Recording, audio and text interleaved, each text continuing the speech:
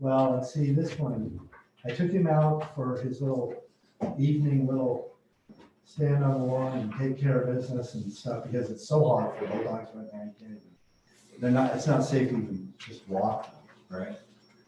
And he's energetic enough, he'll kill himself. So we were just out front, just kicked his legs for a little bit. What? Yeah, and then woke up.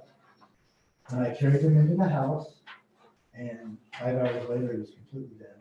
Whoa. It was terrifying. It was awful. Yeah.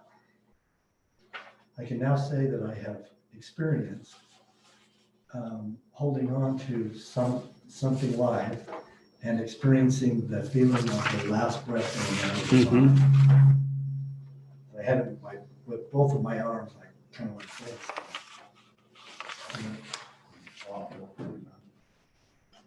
It's a terrible thing to say, but I felt worse about some pets passing than I have. We are, the recording has started. Don't finish that sentence. Oh, shoot. But that, it's just, man, they're just, for us, we got him from the shelter down here, like 9 years ago.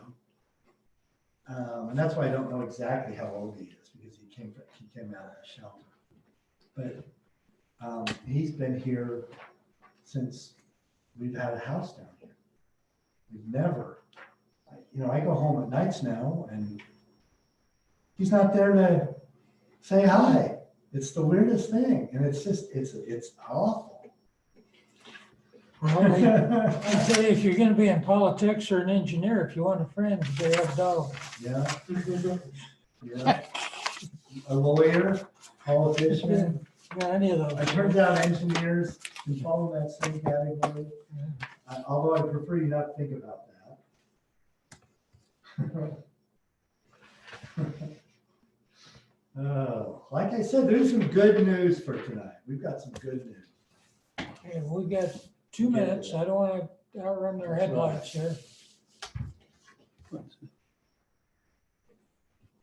Did you find any questions on the minutes? No, I don't think so. Debbie, who else is on there? Anybody else? That's it, just Debbie so far. I just asked her if audio was working. She said a little crackly, but.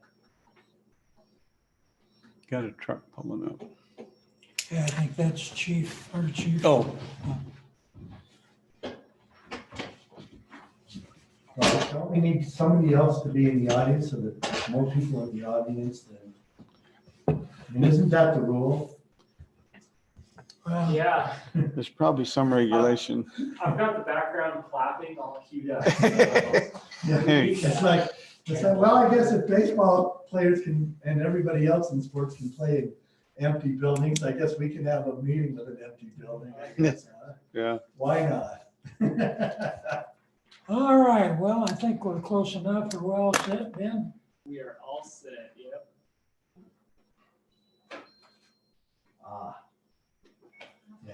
Yeah.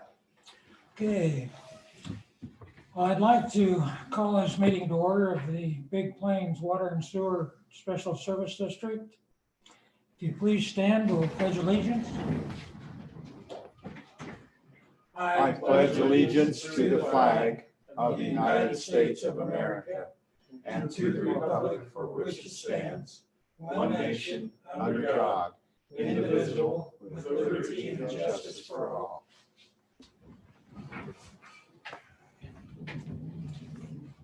Okay, the Mayor Lisenby and Jerry Jorgensen are out of town and excused. Roll call for the rest of us. Ross Gregerson present. Harold Mayer present. Jenny Bass present. Okay, well, I think on the consent agenda, break it into 2 pieces. Has everybody read the minutes on A, B, and C? Okay with them? Yes. If so, I'll motion that we accept or approve the minutes for April 16th, May 7th, and May 14th as presented in the packet. Do I have a second? I'll second. Oh, aye. Aye.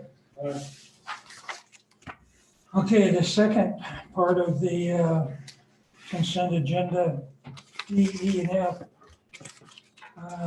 April through June this year, expense report, and next one's operational budget report, and F is the financial report for this year. Ben, did you want to elaborate on any of those? Yeah, I'm happy to. Probably mostly the income statement for the year is most relevant. I mentioned in an email that these are not yet audit-ready financial statements, but the income statement for the year, so the statement of net position is pretty much ready to go. Kind of the really high-level highlights is the district had a net operating loss for the year of $20,000. About half of that came from operating expenses and operating income, the other half from non-operating. Pretty even split there. There were a few, we did a really end of year budget amendment. I think we did that in June, the meeting in June. There were still some unforeseen expenses that came through after that, after the amendment. So with accrual basis accounting, if the work is done in June, you recognize that expense in June. So that's when we account for it, right? Regardless of when the cash goes out. So there were a couple things. Legal fees were probably the biggest one that we got an invoice for that was unanticipated when the amendment was done. And there was one other one, system equipment and water testing. So Canyon Springs, there was a new testing schedule that I didn't know that we'd get some pretty hefty invoices from Chemtech on. This all really ties back again to the district's budget.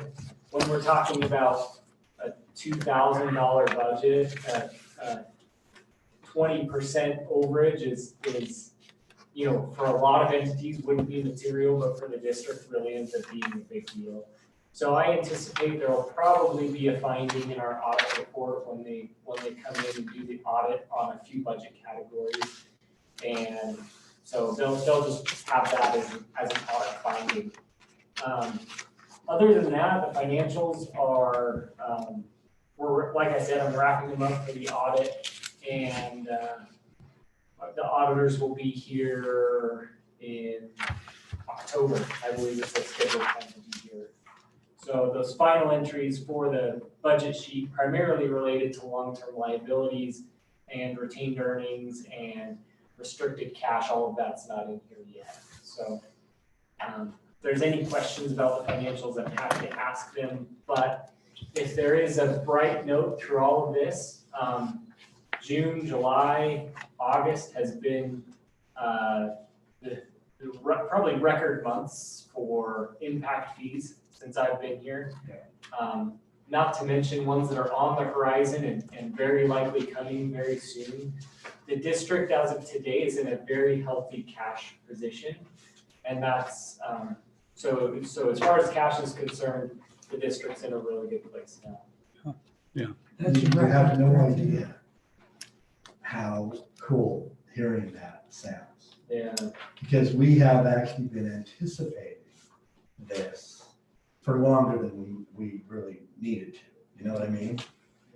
Well, and hoping for it, right? Right. Well, we just, we've underperformed on the development side of the house pretty dramatically for a couple of years. And I think it's just going to catch up. Yeah. And I just think this is so cool. It's real. We've always known it was real, but we just haven't seen it on paper. We haven't seen it coming in the door. Yeah. Yeah. Way cool. Yeah, there's some rather large ones still on the horizon Yeah. that will probably happen this year. So anyway, Yeah. that's good to Yeah. know. Yeah, I can think right off the top of my head 3. I have one question, Dale, on the water testing. It all goes to Salt Lake. Is that the only place we can use? That's, Yes, for those type of samples. For those- yes. those kind of samples, Yeah, it was okay. Ken. That's why it was so high. What's that again? The cost was so high. Yeah, that is who the state, that is the state's, that's the lab that we have for the state. So the state mandates the lab, you have to go through. Yeah, their and certified lab. understand too is that not all of those tests are done in Chemtech Ford. So some of those actually sometimes get sent out because they're not tested there. It's still billed under Chemtech, but yeah, that's the, now for our coliforms, for my monthlies, we have a choice between Cedar City or the reclamation plant where I take them now. But Chemtech, no, that's, The big The bull reclamation tests those are the really small ones, like yeah, 45 that's my bacteriologicals, yeah. Yeah, it's the Chemtech ones that are those. are Yeah, the Chemtex, when we started up, that's what the Canaan was, is for the state, that was a new source, so it goes through a huge bank. And then it actually added on, 4 quarterly samples, that added to our budget also. So So those, like $300 a piece. yeah, they're big, yeah. Yeah. You do, it's $1,000 a year each time you add one of those. Yeah. Ben, I had one question that jumped on this bank service charges at 1,100%. What would that be? 1100%. I don't know why we budgeted $1. in, Oh, we only in budgeted. Service charges. So Oh, okay. There was an $11 charge. that came through. Okay. Again, small budgets, big. Oh, big number. Okay. Okay. Yeah, I saw that too, and I thought, holy cow. But I mean, what the prior year was 2,400? Is that right? Uh-huh. So Yeah, what so- would those be for? The difference here was, the bank service charges are the credit card processing fees. And so as it falls under, basically what happened in the prior year is there were a lot of big fees paid with a credit card. So then you get really big, credit card processing fees. So that's going through the town now, so the town is absorbing those, but really the town's even not absorbing those because we charge a 3%, the town charges a 3% fee on it. So we recover all. So those recover costs. that. Okay. Yeah. Okay. Hey, anybody else have anything? No. Did you have anything else, Ben? I did not, nope. I'm good with them, understanding that there'll be maybe a blip or two with the audit, but we understand what that is. So with that in mind, I move that we accept the financials as presented in the packet for April through June expense report and the fiscal year 2020 operational budget report and the fiscal year 2020 financial report. Okay. Oh, Aye. aye. Okay. Next on the agenda, staff report, Dale Harris, Water Superintendent. I got a few things. First thing that happened is we started getting low on our tank over there in Cedar Point. Even with the 60 gallons a minute course that we were feeding with the 59 well, folks over there were pulling away from us. And so Ben and I called a couple of the big users, I think 4 of the big users. We had some folks over there that use 200,000 plus a month. Got those folks to cut their usage back, and when I read the meters, it looked like that they had, especially Kurt Barlow, had cut back probably about 75,000 off of his. So they did cut back, but the tank wasn't still recovering. So Ben and I gathered up the bulk meters that I had, because I actually had 3 bulk meters running over there at one time. And thanks to Ross, Harold, we orchestrated, got the Southwest boys out here and got the cook well running a week ago today. I'm like, no, 2 weeks ago, because I started it, I didn't start it this past Monday, I started it the Monday before. Yeah, so 2 weeks ago. Then we had to wait to fire it up for about 5 days because I needed to sample it for bacteria and make sure that the well was good to go. We stuck it in the system.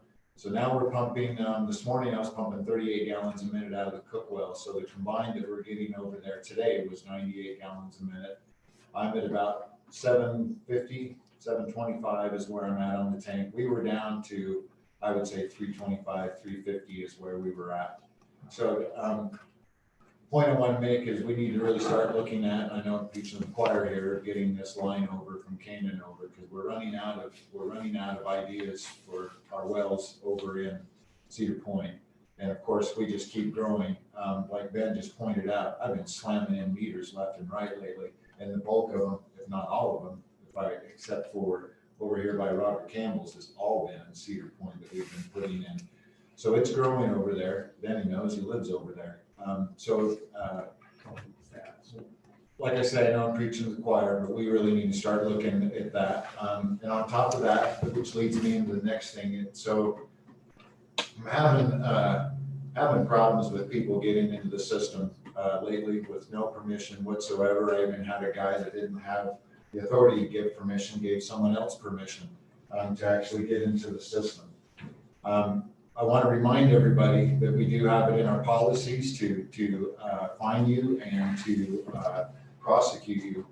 And from this point out, I'm not going to tolerate this anymore. We're in the middle of a really dry season, and I found somebody throwing in a bogus meter that didn't even work into a setter and was irrigating lots that they just barely plowed.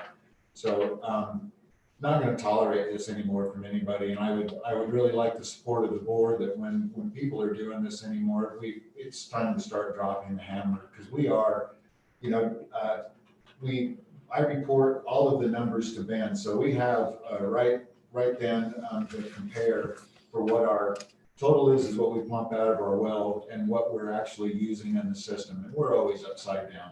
And I'm always finding these little things or hearing different stories that they've seen, you know, not going to name any names, hooking up to hydrants in different places.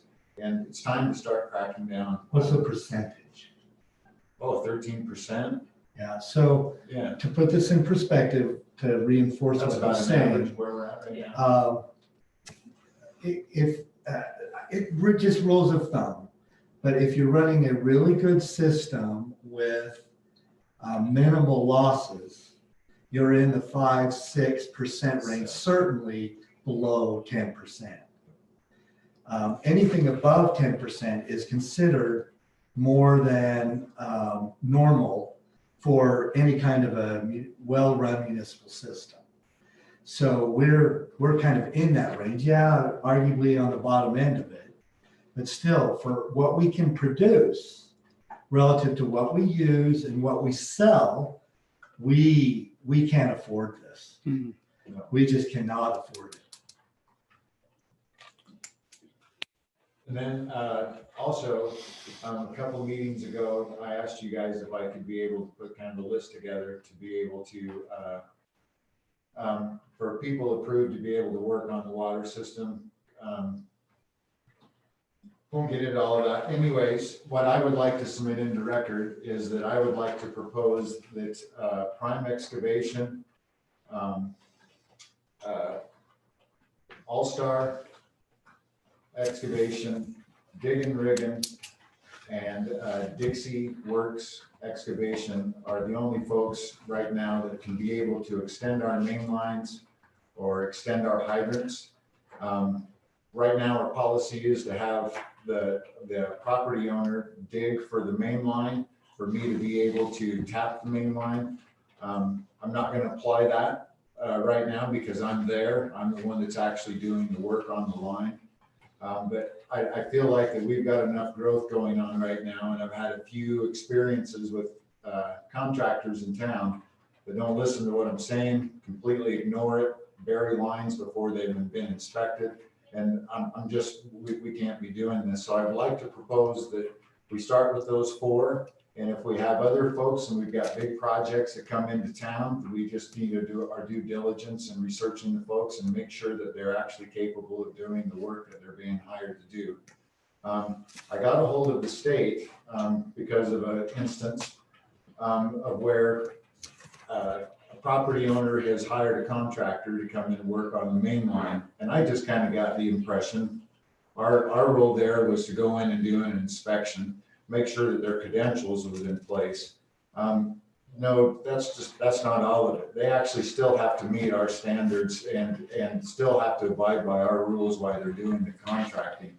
And that we do have a say that if, and Colt Smith, for the record, is with the state that I talked to with on this, is that we do have the right to tell somebody who's personally hired a contractor that that contractor will not be allowed to work on our system, because at the end of the day, we're the ones that are liable for the system and have to take that on. My next suggestion would be is that if we have a contractor that is insisting on, or that maybe is walking that line with us as far as being able to work on our systems, that they have to supply us with a bond that we hold as a warranty on any main lines, fire extensions, or whatever that they do, that we hold that bond for whatever we want to determine as a time, that we hold that. So if we have problems with the line, I had a contractor bury, just short of 500 feet without an inspection, and then just go on me. So I'm not going to do that again. Can you make them dig it out? Well, this has been a while ago. They were supposed to have been pictures. I made him dig up a few fittings, never finished the job. I prefer if we're going to talk about that, do that in closed session, and I can go into more detail. But anyways, yeah, I just want to prevent these instances from happening again. Do you present the homeowner if they're gonna run a line or something with a list of saying this is what you have to follow if you bring a contractor in? I do an actual written list, no. No, No. wouldn't it be a good idea to make one of those up? Yeah. And then tell them it's gotta be signed off by you before they can bury that pipe? Let me back up a little bit. So when it comes, yes. Now, what I understand you're asking, when you said service line, I pictured in my head actually running the service line and setting the meter. Main line, yes. They know that they have to inspect. There is paperwork that's supposed to be done. We did it all with the interstate. We did it with the Angel water extension. We did it with Dale Anderson's water extension. Andy Brown's, this guy that did this contracting decided that our drawing was crap, and he would put the line in, and then he would give me the drawing when it was done. That's how this whole project started out. So it all went downhill from there. Wouldn't that also be the same with the meter? If they're putting in a meter that. I'm the guy that's actually doing the install on the meter. You're doing all the meters? Yep. Okay, then you're, all right. Yep, I do all of the installs of the meter. The property owner gets a contractor to dig that main line. I'm generally there every time I'm there when they're digging around. But the actual work being done on the line is done by the district, is done by me. Okay. The whole burying, the setting of the can, the setter, all of the assembly and the mechanics of that is all done in responsibility of the SSD. And if I may, Sure. and just to reinforce this, the fact that we have somebody that's watching this closely is a blessing that we will not only benefit from today, but for many, many years to come. Because my experience, and it's old enough to talk for real, these always come back to bite you. The leaks start showing up, the problems start occurring, and it starts to get really overwhelming if you haven't safeguarded your system in the way that we just discussed. So I'm glad we've got somebody doing that. And not only that, we do, the federal government passed legislation with the Homeland Security that allows utility companies to do essentially anything we need to confirm that that installation was done consistent with our requirements and in the protection of public safety. And so when you said, can we make them dig it up? Absolutely we can. Now, does it say that right in our policy? Not in that so many words, but we absolutely, as a public utility, we have the right to confirm to our own satisfaction, based on our standards, that the work was done consistent with protecting public safety. Well, I also kind of agree with what Dale's saying, that the contractor should take out a bond and we determine the length of that bond, a year, 2 years, whatever it is. that if the system fails, they're liable to come back and fix it. Yes. Now, on a building permit, do we have anything on a building permit that states that if the contractor or the homeowner puts in the system, that they're liable for that and they have to take out a bond or anything on that system? This all falls on the district. This is Okay, just all, on the district, but So can I say something? Is that before we put in language, because I always ask for people to be licensed, bonded, and insured. Right. I always wanted that bond. We took that bonding out of there. We just put licensed and insured. That's why I wanted that bonding in there from the very beginning, was to protect the district. That they would post a bond that protected us while they were doing the construction, and they would have a bond that would be posted. It's usually about a year, depending on the length of the line and the extent of the project, but it's usually about a year. You just hold on to whatever we determine that bond amount is for the project, and then nothing happens, they simply just get their bond back. why don't we put that in? I believe it's in the policies already. We stopped, I got spanked for asking for a bond. Let's take a look at the policy and see how it reads. That part of that out of it. Let's look at it and develop some language. As See far how as it reads, and if it doesn't, if it's not there, I think we should No. just, we add that to it. And how do you determine the amount of the bond? Based on the job or? Project. Exactly. It's project. usually, isn't it usually 10% of the job? Or something like Probably that? know a number Um, better than I would. Yeah, it's, well, it actually depends on other factors. You can't just simply say, because the surety that's issuing the bond will actually do a very brief risk assessment Yeah. based on the contractor's performance and some of that kind of stuff. But normally it's 5 to 10%. Okay.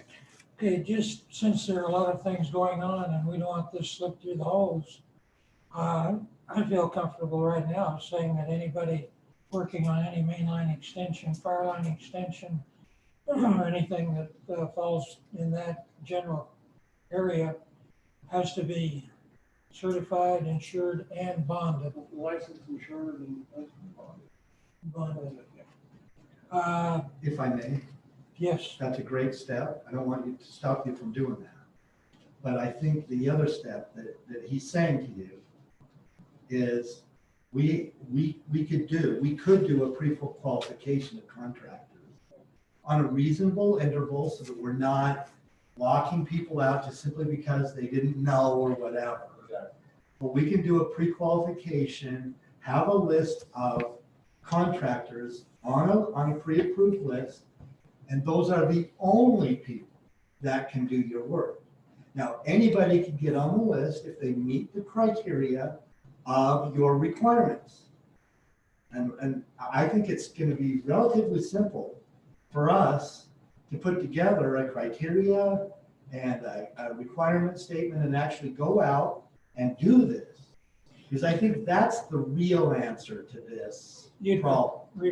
prefer that over a blanket statement on bonding then? No, I think that should be added also. You can have a list, and you can give a Yeah. folder and say, "Hey, here's a qualified, certified people to do your water systems at, pick one of them. If you don't want to, you pick your own. We gotta check them out and see if they're certified, licensed, and bonded. Exactly. Yeah. Right, so my take would be, yes, there would be a little bit of redundancy if we have something in the policy. And then we have a requirement for pre-qualification, and some of the requirements are the same, but I still see the real answer is the other part of what Dale is saying, and that is, let's establish a program to do pre-qualification and only use contractors that are pre-qualified.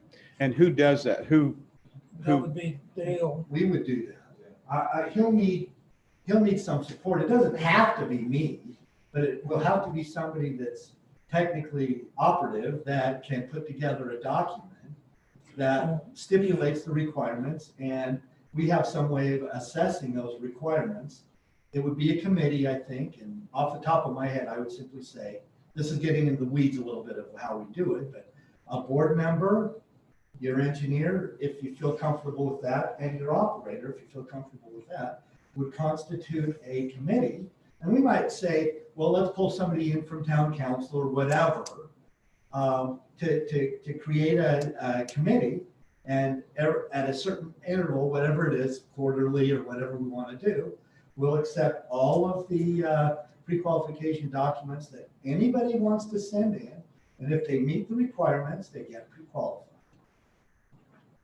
And they have to live with that list. So from my end, I'm going to be kind of careful about how we put the list together, what the criteria is, because I want to get quality contractors that will do good work for us. So my takeaway from this is that your suggestion is that we leave this alone for right now. No, finish your motion Okay, I motion, and add more to it. I think without the language on the agenda. it'd Oh. probably- Point taken. Point taken. Yeah. okay, the language on the, in the minutes will suffice. Should we make a motion on this, Ben? Well, without having an agenda item for this matter, We can't the do it. board can't take action on I agree. formal action. It was a good thought, but no points. Well, you can certainly advise staff to check the current policy. Yes. If in fact we do have that bond policy. I remember specifically the discussion about this. And at one point, it was in the draft that I saw. And I know there was some pushback and some problems, and maybe it got taken out, but I know at some point in all of this, that bond issue was in the criteria. Yeah, we both know where we ran into that, but, Yeah. okay, well, we'll do a little homework on this and try to get it on the next agenda and go through. But Dale, in the meantime, if you have that list, if you could leave that with Ben, so if somebody comes in, you could say, these are the people you can talk to. The So, reason that I have that list is, every one of those companies have done work for us and done a fantastic job. Mhm. so Yeah. that way they won't feel like they're being crowded into one slot. You know, they can have Yeah. you can go talk to these people, and if they want to add somebody else, then it gets back to the other part. Yeah. Hey, anything else, Dale? Oh, I just, Ben already said something, but hooray of the uptake we're taking in our finances. I think that Ben sent me that text, yesterday, I think it was. Boy, made me all warm and cozy inside, so. Yeah. It's awesome that we're, and thanks again to you two for Yeah. helping with. Can I ask you, Well, and. can I ask you what did we end up, do we know our static or pumping without the monitor? We don't know quite yet. We didn't put it- Okay. we didn't put it in- So that- I can't even do it. And you're aware of that, right, Harold? Right. As far as, so the sand separator, as soon as that gets here, then he'll come and put the sand separator and the transducer so that we can read everything. Yeah. Right, yeah. But we're fluctuating between 35 and 38 gallons a minute pretty consistently. Yeah. Even as the tank is filling, so. Did they sound it at all, or do we have any idea what our pumping level is, or? Yeah, you were talking for the static? No, on the, like pumping, I mean, Where the pump is at? no, where it pumps down, we're pumping Oh, 38 where- gallons a minute. What the depth is? Yeah, 384. okay. Awesome. Okay, thank you, Dale. Appreciate you. Okay, anybody else have anything to address? All right, our district engineer, Mr. Mills, has some good news I hear, so. Yeah, so thank you. I really, this is great. It's just all been really good news, and I feel like we're watching over the system the way, these are the kind of discussions that I hope for all of these meetings, forever and ever. That we're not debating stuff that isn't productive. It's just beautiful. I'm just loving it. So I'm gonna add to that pile. Water rights. We did get the recorded water rights back from Gooseberry. So they are in our bank and officially recorded. So that gives us a little bit of buffer on usage overall. We are in the process of transferring water rights into well 59 and the Cook well. That would have been there had the access funding people kept their water in the bank.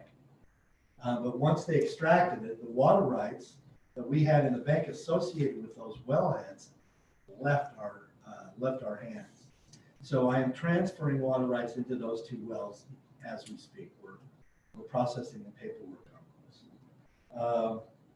Consistent with that discussion, we got word today, actually, that the state has finally reviewed our well 59 information. We've done some back and forth and have approved our source protection plan. So that won't show up on the list for another 2 years. Be careful. You have to renew those. I think it's every 5 years, but they start monitoring it again after a couple of years. And Lady has some information to give to Ben to send out in the mailer for this go around, actually for Cookwood. As you know, we've completed most of the work that we're doing on Cookwell. There'll be some back and forth, probably, although I'm not anticipating anything like what we had in 59, because this one is an update. But it was essentially starting from scratch as well, as we've discussed. But that's gone into the state. And when that pops back out the other end, we'll have that one confirmed as well. And we'll get those water rights pushed into those wellheads. So that's really positive news on just some things that can detrimentally impact our operational scores, if you will, even though it's not pure operations of paperwork. It's still really important to keep us out of the state's doggy house on those.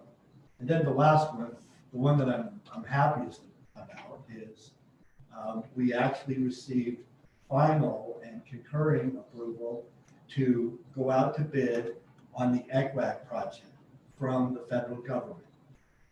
I wasn't expecting that for a number of weeks, but they moved on it fairly quickly. I've had some really nice conversations with the engineer at the federal government that reviewed our plans. And it was technically very helpful. Most of the time, and I'm on this, I live on this side of the world for most of my life too. The folks that are receiving reviews from somebody like, a district or whoever are not grateful.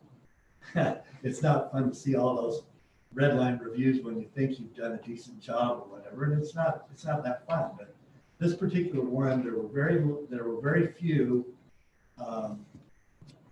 shall I say, technically difficult discussions.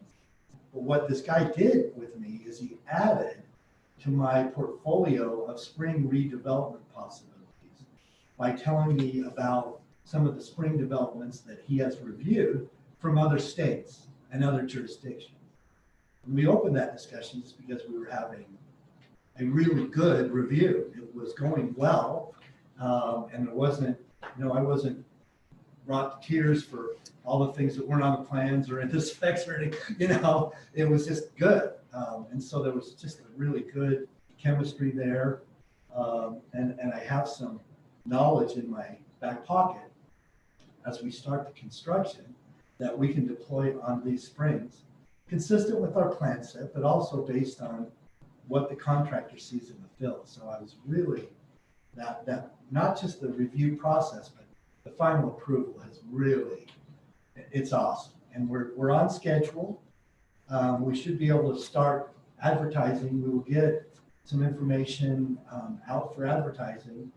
I think by this time next week, we'll be out in public for construction bids for the spring rehabilitation project. And that advertising was going to, as I recall, start on the 15th or thereabouts. Yep. And I think we're still on schedule. And for we'll that. head for, I think it was the 18th, walk up the mountain and take a look. Right? I'll have you take some pictures for me. That's Yeah. my job. I'm happy to do that. What day? I wouldn't mind going. Can I? Oh, Yeah, That's a Tuesday. Yeah, Tuesday, yeah. the board is invited. If we have more than a quorum, we just have to publicly notice it. But I wouldn't limit your attendance because of that. Let's just notice it. Yeah. I think it's to our benefit to have you guys eyeballing this stuff. And that's with the potential contractors then? Yes. So we kind of get a feel for them too. Yeah. Yeah, absolutely. I'd like to be there. Ross, More than it's on the welcome. 18th, Tuesday. Yeah, Tuesday. Thank you. Yeah. Yeah. So let us know. And you know, what? More the merrier from my perspective. We'll just need a little bit of a heads up on board members if we can. Now, if we've done due diligence and we end up with a quorum that we weren't aware of, there is a stipulation in state code to allow that and to let us continue to conduct the meeting, but it wouldn't be the preferred choice. Well, we could spread out and join. Yeah, you can do Who's been up social on that hill so distancing and far? that'll make it all right. Have you hiked up that hill so far? Yeah, Okay, have you, okay, you haven't? I've ridden up it several No, times. no, that's not right. Bill and I hiked it a while back, yeah, and he showed me everything that had to be done. We looked at everything all the way to the last thing right, on top, so. yeah. Yeah. Yeah, we did a plan in hand review not too long ago that required us to be on site, or it's not really a plan in hand review, so we've been up and down that hill pretty recently. Now, has the Wilderness Alliance allowed us to go take equipment up there now? We're okay with Yes. that? Okay. Yes, that approval came through the BLM. Yeah. I want to say a couple months ago. And now, what can we take up there? Does it Well, limit? so that was dicey, Okay. because originally the letter I got back from the BLM was horse and buggy. Right. And I responded back that that's gonna make this project completely impossible. And frankly, they couldn't require that based on the lease that we have with them. Because it was pre-existing and all we're doing is rehabilitating. And they concurred with my opinion.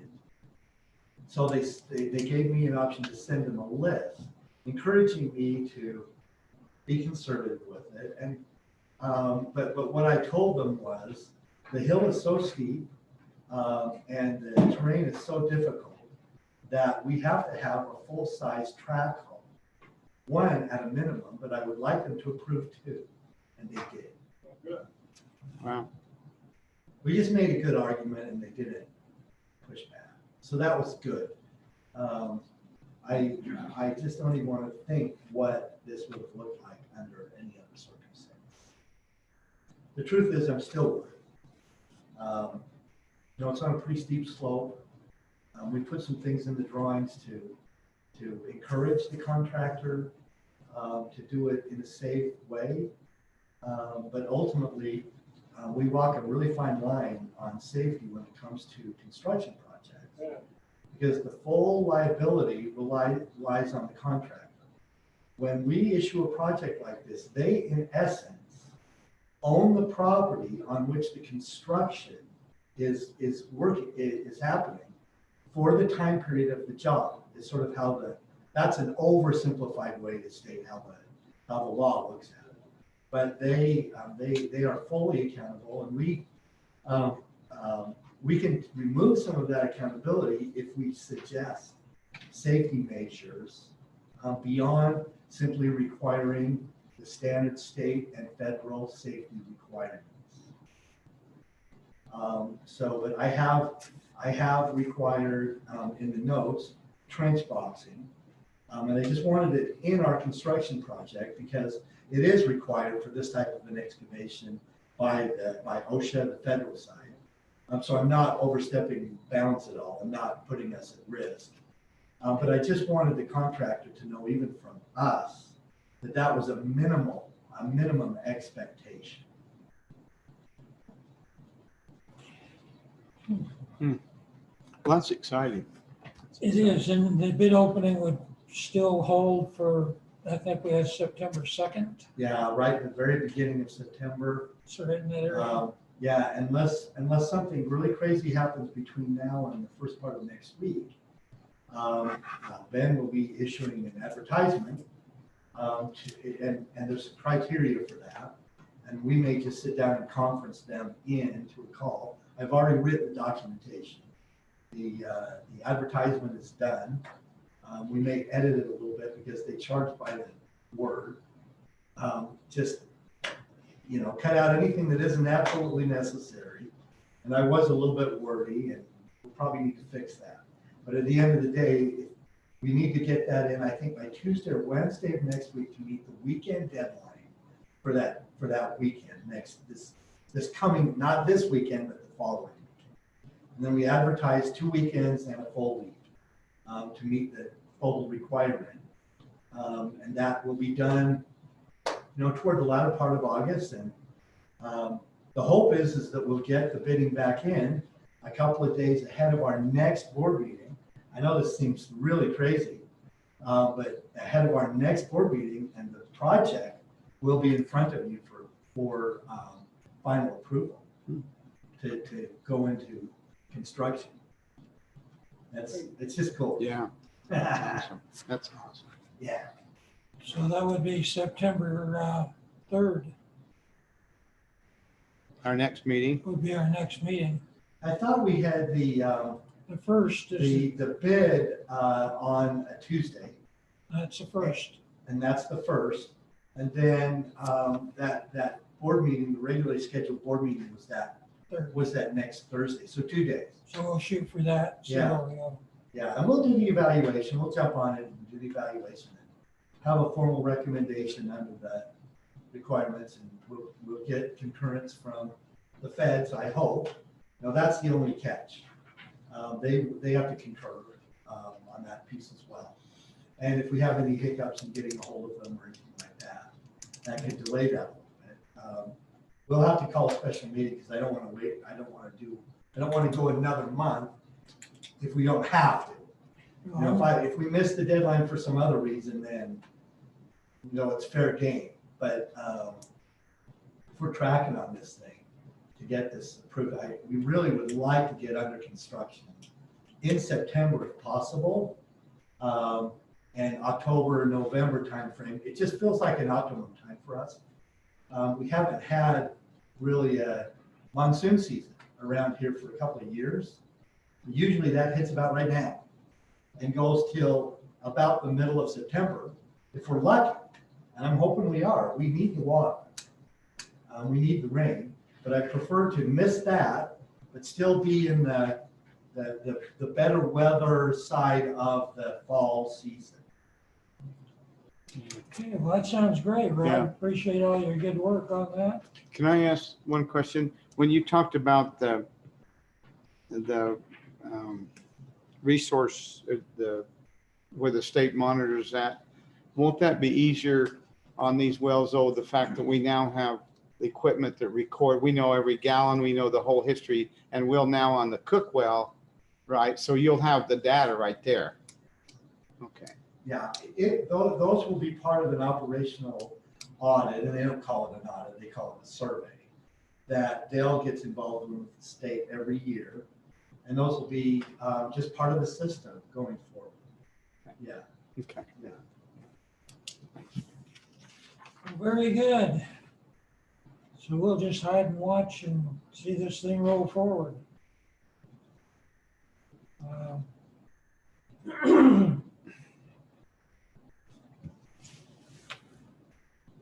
Anything else, Rod? You want to?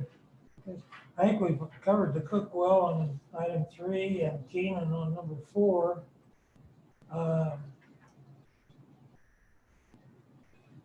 On number 5, discussion of capital improvement study and Zions Bank water impact fee study. Maybe you could best explain that, Rod. Okay, so there are 2 components to a complete impact fee study. The first one is the capital facilities plan. And the second one is the financial analysis that results in a recommended impact fee number. I have typically done both sides of that for a number of entities, including the previous one, by this district. I felt, just given the overall dynamics, town council, all of the stuff that's going on, that it would be wise to have a peer review, if not a second party, helping with the financial side. capital facility stuff is always sort of an engineering piece. And in truth,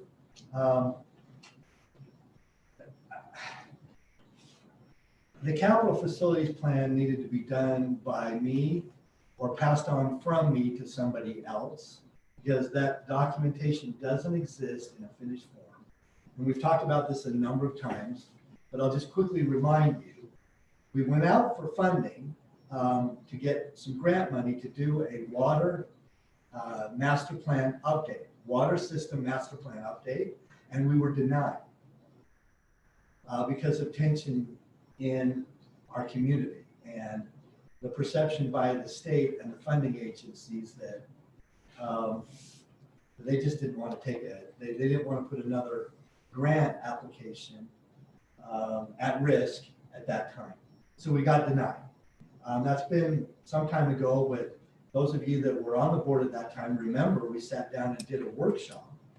I want to say it was the better part of a full day, might have even been 2, where we went through the entire district from a future view looked into the crystal ball, and everybody contributed to putting together mapping and a capital facilities program that took us all the way to full build out.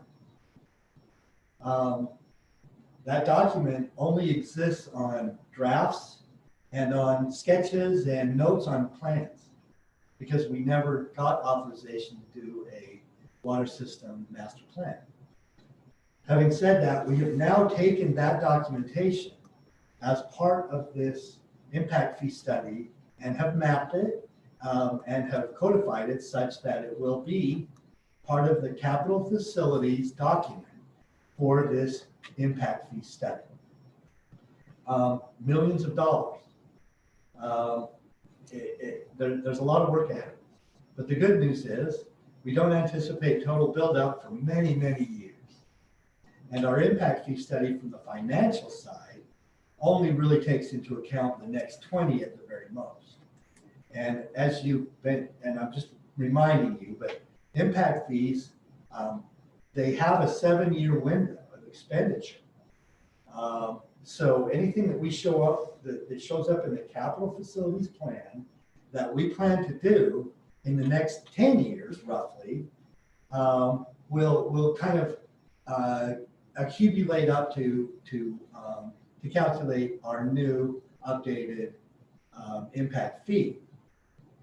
Beyond that, we have needs that are mind-blowing. But they won't be mind-blowing if we take it in bite-sized units and move this thing along with population. So our window for part of the study is a 20-year study. So we've looked at population projections for 20 years, which is the normal window for capital facilities, and would have been the window for the water system master plan had we done it. So this is a significant element of the capital facilities plan, or sorry, of a water system master plan that is the capital facilities plan of the impact fee study. That work is close to being completed. We had to do that going forward because we had nothing to send to anybody to do an impact fee at all. It couldn't have been done without it, in short. So that work has largely been done in-house, and the budget for it is going to end up being roughly $5,000, which I might add is generally 25% to maybe 50% of a normal capital facilities plan. The average number on those, and call whoever you want, will be somewhere around $10,000. That's just what it is. We were able to do it this way because we had all the data and the documentation from our previous work. So that went really well, I thought. Having said that, I think it would be appropriate for the board to pass a motion, if you feel appropriate, to allow me to work with Zions Bank, who I've already communicated with. They have a portion of their services that's called public finance. And they do impact fee studies around their area. It's a very common thing for them. I've discussed the scope of work, have gone over it with them, but have not authorized anything. I just sort of have a, let's get through the process. And I feel like because I'm going outside of our own staff, that we ought to have a motion, not only approving and authorizing the capital facilities plan that was done in-house, but also expenditures related to the impact fee study. You're gonna, again, I don't know how to say this any differently than the numbers that I'm discussing with Zions Bank are lower than $5,000. And the normal fees associated with impact fee studies of this size are in the order of $40,000 to $50,000. So maybe I've said too much to Zions and they're too comfortable that I'm going to do a really good capital facilities plan and I'm going to regret opening my mouth. And I'll have to go back and do some more work on the capital facilities plan. But in short, this thing's going to come in for somewhere in the neighborhood of 10 grand. And that's just like, that's in the dreamland as far as I'm concerned. I do these when I'm a resident engineer. I will not do impact fees outside of my own program. And in this case, I'm going outside to just give this community some additional confidence that it was done well and done correctly and meets all the requirements. Okay, well, I've talked to Ben and to Denny about it a bit, and I am comfortable with, does anybody have any comments on this before we go? Discussed it already. I motion that we authorize the capital improvement study and the Zions Bank impact fee study with the caveat that the total be $10,000 or less.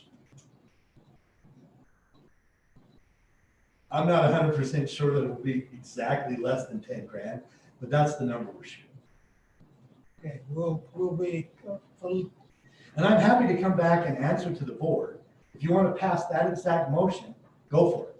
And I'll come back, if something goes slightly amiss, and then I'm not saying amiss from a study perspective, I'm saying financially, if it just takes Zions a little more effort than what they're anticipating, or I've got to go back and do some capital, I'm happy to come back and say, hey, it was actually 11,500, or it was 12,006, and explain in detail to you guys what it was, and face the music on that, beyond that. But I'm confident that we won't have a horrible conversation, because I'm pretty much through the capital facilities piece. And there will be some comments from Zions, and we will do some additional work on the capital facilities side as a result of their comments. And I'll have some involvement in the impact fee study that I wouldn't typically have if we just simply hired it out. So there will be some costs that I maybe haven't totally accounted for on the back side of this, but I'm still looking on the downhill side of 10K right now. well, so are we. So, Okay, so I would second that. vote. Aye. Aye. Okay, and then we'll cross the next bridge if we happen to get to it. Well, that'd be good, because we've been talking about a water impact fee study for years. Yeah. And It's overdue. never had the ability It's to overdue. go with it. Okay, item 6, discussion of water base rate hardship proposal. I penciled out some thoughts, and this is simply that, a proposal for thought and for general practice until the other members of the board are back in town and we can have a more robust discussion. But what I put down is a base rate hardship proposal. New portion of the base rate change will be reduced or eliminated if the total base rate exceeds 2% of the customer's total gross income. Calculations will be on a month-to-month basis. So if anybody is spending more than 2% of their gross income on their base rate, they need to come in and discuss it with Ben or with one of us, and we'll either reduce what we need to or eliminate it, and then we'll try to get this into policy form within the next couple of months, but that'll give us some guidelines to work with in the meantime, if somebody comes in on it. Any comments on that? Everybody good? Okay, and then item number 7, I've talked to board members and written up a document, a statement. In early June of 2020, at a planning and zoning meeting, a member of the Big Plains SSD board, Jerry Jorgensen, became engaged in an altercation with a town citizen attending the meeting. During the heated exchange, the Washington County Sheriff's Office was called, resulting in a deputy sheriff arriving and quieting the scuffle. During the altercation, the board member used a slur to describe the town member involved. Big Plains SSD board cannot condone such action or language as by a board member. The board has been advised by legal counsel that the board lacks the authority to discipline a member of the board that was appointed by the mayor. As a result, we refer this matter to Mayor Lisenby for action. That's the end of our statement on that. Ben, number 7, did you have a auditing I do, yes. thing for Are us? you going to put that in the record? Yes. Okay. Just, Chairman, a point of order. Yes. Don't you want to state that you're passing that on to the town council by motion? It seems like that would be appropriate. I'm just asking. Do we have to have a motion for that, Ben, to press? I would tend to agree with Rob on that. Okay, I make a motion that we pass this statement on to the town council. Do I have a second? I'll second it. Vote. Aye. Aye. Okay, and I'll give you a copy of this, Ben, for the record. Thank you. Yeah, I did a copy of that too, yeah. Then now you're up for number 8. Okay. This is a new requirement by the state auditor's office. Basically, they've developed a scale, and this was in the works for a year or two. Basically, how our your risk level for exposure for financial misconduct, basically. Given the size of our organization, some of these items, we don't have a formal audit committee. That's a 20-point item. And there's some things in here that the entity the size that we are, I think we're doing about as good as we can do. So our total points on this scale were 280 points, and our risk level is moderate. A lot of things we had accomplished already, so written policies regarding things like conflict of interest, procurement, ethical behavior, a lot of the stuff is already contained in our policies and procedures manual. I think the only thing that I wasn't able to identify was credit and purchasing card policy, IT and computer security, and cash receipts and deposits. So those 3 policies were the only thing that we're missing. The auditor's office has provided some sample language if that's something that we want to address in the future. But even having those policies in place would not move us to a lower risk assessment. So,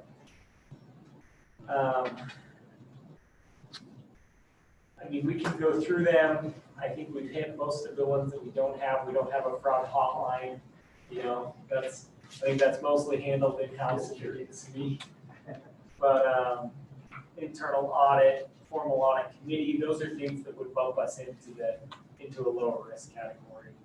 The basic separation of duties is probably one of the most important things, which I knew this was coming, so we have, just as a matter of how we administer cash receipts and bank deposits, we've been implementing over the last 6 months. And so we were able to, this second page is 200 points. So if you don't have that, you automatically are high risk. And so we were able to accomplish all of those things in separation of duties.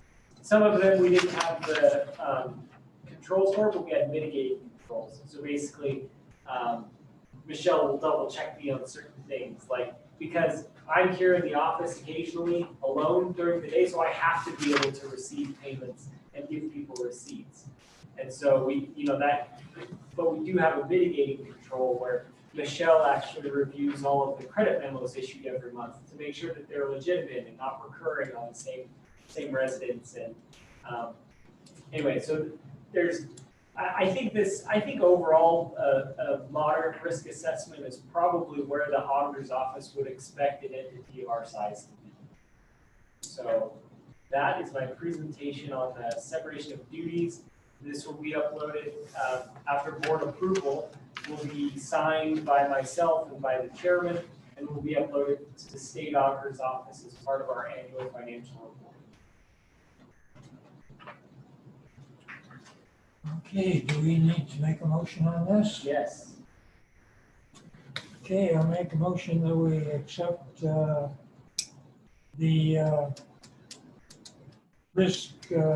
fraud risk assessment. I got a question for you. How did we decide on these numbers? The auditor's office decided on those The numbers. auditor decided? Yeah, and they By went looking back at and the forth. report. They took public input for quite a while on how to structure the point system. I mentioned the basic separation of duties is 200 points, and that was really probably the most critical thing in here, is that you have some of those basic separations of duties. Everything else is kind of a bonus on top of that. You'll see that if your score is under 200, you're very high. Mhm. If you're between 200 and 275, you're high. So we're just right on the threshold of moderate to high.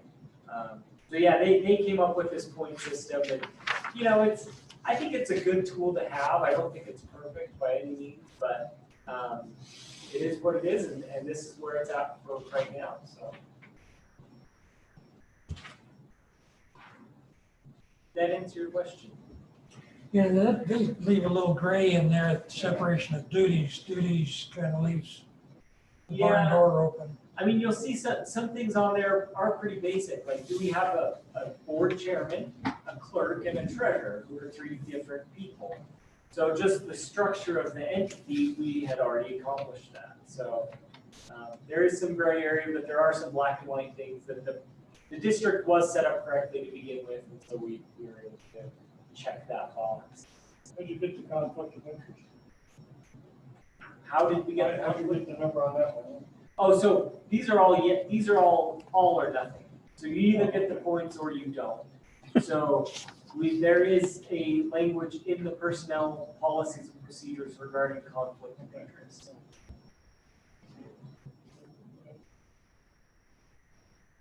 That travel, how do you get points on that?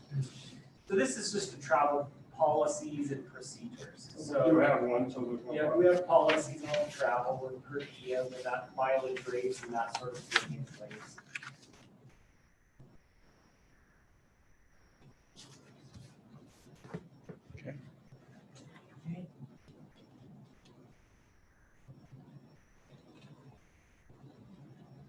Okay, one's where you have zeros. Yeah. Why did we get a 0 and not the 5? Okay, so we'll go through each of the zeros. So we do not have a policy on purchasing cards. So I believe that we have two purchasing cards for the district. So we could adopt language. The town does, the district I wasn't able to locate one. The district does it, so we could adopt that. Yeah, I use my card about twice a year for $10. Yeah, I know, but the point is, if we had that policy, then we would have got the 5. we would have got the points, correct. So if the board desires, I can propose language in the next meeting to implement into our policy. I think it'd be a Could good you make idea. that an agenda item I next time? can, yeah. That's true. The next one, next year though. Hang on, let me just make note of this while we're on.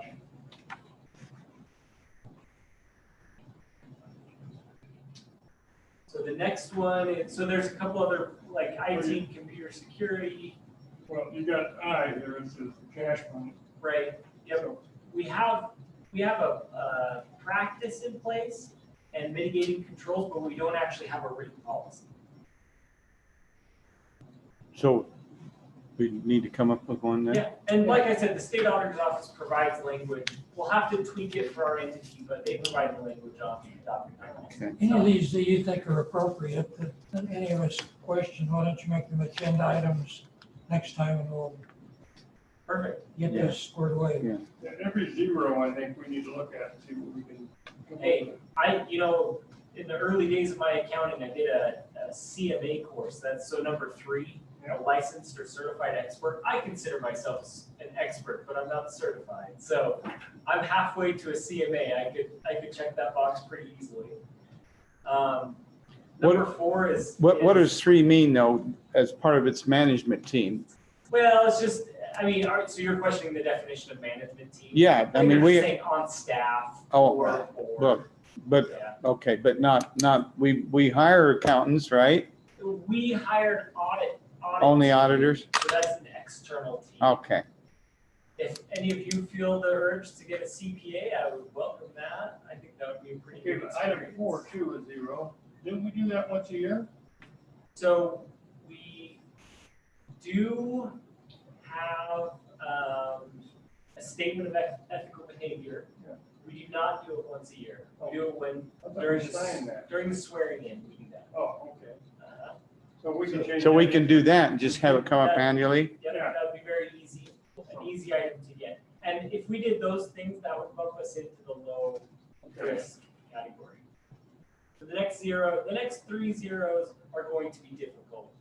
Yes, I see. Fraud hotline, internal audit, and audit committee. Well, if we I did don't think the value that we would pay for a fraud hotline or for an internal audit, I just don't think that would be worth the cost to this. If we did the other 3, we'd still be in low.